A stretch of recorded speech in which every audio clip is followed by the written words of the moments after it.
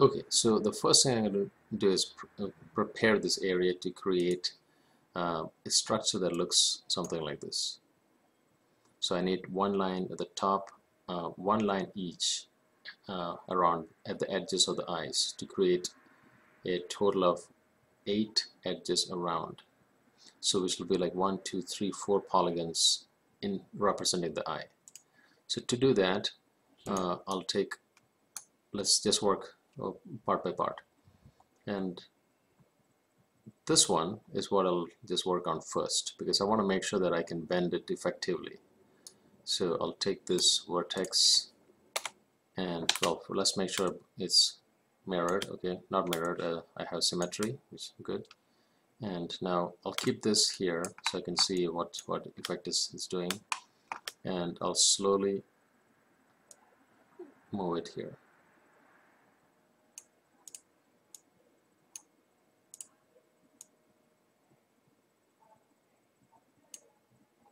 And this one I'll move here.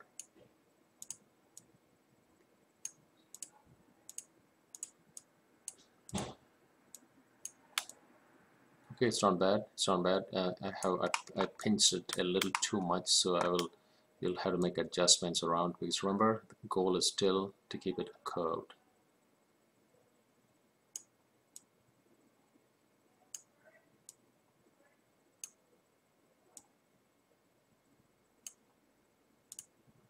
Same thing for this as well.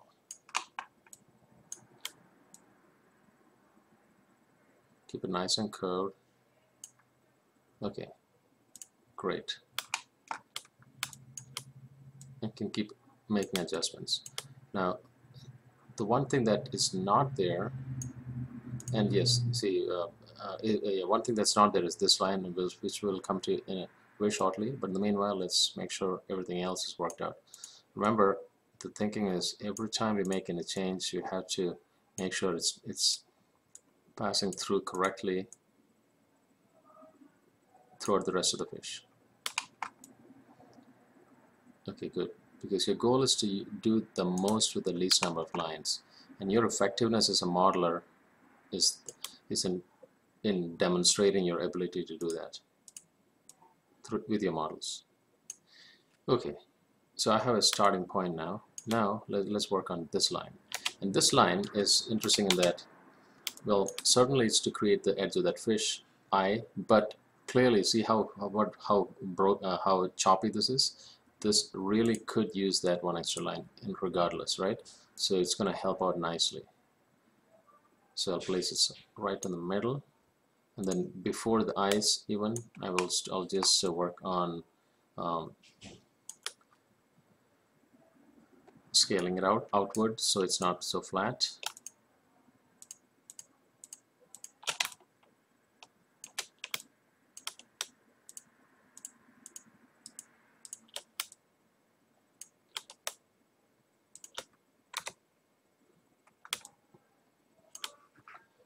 And I'm going to really scale it, not move it. Yes, yeah, I could move it, I suppose, but I think if I scale it, it'll arc much better. So first, let's move this pivot center point to the middle, right there, using the grid snap, and then I will scale it. I'll increase the size of the pivot like this, and so we can gently pull it outward. So the thing about scaling is this. Scaling tool is that the way the scale tool works is the points that are further out will scale more, and the points that are closer in will scale less.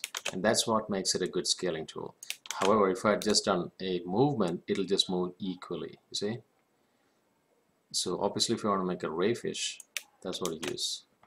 Anyway, so this is what I need. Just a gentle touch up to create a nice curvature.